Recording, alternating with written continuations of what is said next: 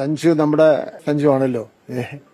സഞ്ജുവിന്റെ സ്ഥിരമായിട്ടുള്ള പരിശ്രമം കൊണ്ടും ആത്മാർത്ഥത കൊണ്ടും അദ്ദേഹം ഇന്ന് ലോകശ്രദ്ധ നേടിയിരിക്കുകയാണ്. തിരുവനന്തപുരം ജില്ലയിൽ അദ്ദേഹത്തിന് സമുചിതമായിട്ടുള്ള ഒരു സ്വീകരണം കൊടുക്കുവാൻ ആലോചിക്കുകയാണ്. ലോകകപ്പിന്റെ താരമായി തിരഞ്ഞെടുക്കപ്പെട്ട മലയാളി താരം സഞ്ജു വി സാംസണിന് സംസ്ഥാന സർക്കാർ ഔദ്യോഗിക സ്വീകരണം നൽകും. തിരുവനന്തപുരത്തായിരിക്കും സ്വീകരണം നൽകുകയെന്ന് മന്ത്രി വി ശിവൻകുട്ടി അറിയിക്കുന്നു. നമ്മുടെ സഞ്ജു ആണല്ലോ ലോകത്തെമ്പാടുമുള്ള കായിക പ്രേമികൾ ശ്രദ്ധിക്കുന്ന വ്യക്തിത്വമായി സഞ്ജു ഇപ്പോൾ മാറിയിരിക്കുന്നു. കേരളത്തിലെ പുത്രനാണ്. കുറേ നാളുകളായി അവസരങ്ങൾ നഷ്ടപ്പെട്ട വ്യക്തിയാണ് സഞ്ജു. സഞ്ജുവിന്റെ വലിയ ആത്മാർത്ഥതയും പരിശ്രമവും കൊണ്ടാണ് ലോകത്തോളം വളർന്നത്. ആ നേട്ടത്തിൽ സഞ്ജുവിനെ സംസ്ഥാന സർക്കാർ അഭിനന്ദിക്കുന്നുവെന്നാണ് മന്ത്രിയുടെ വാക്കുകൾ.